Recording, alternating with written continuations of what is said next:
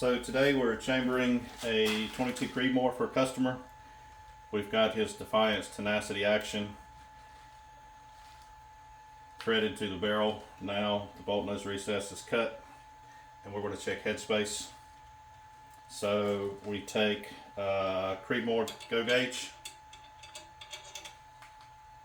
and the bolt. Make sure the bolt drops free.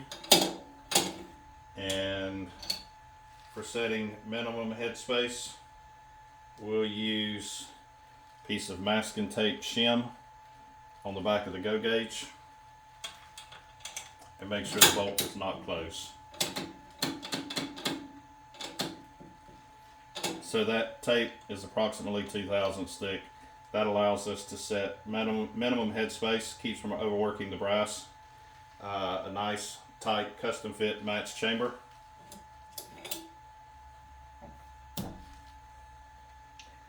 Now all we've got to do is a light sand and polish on this chamber, and we'll flip the barrel around and do the muzzle work.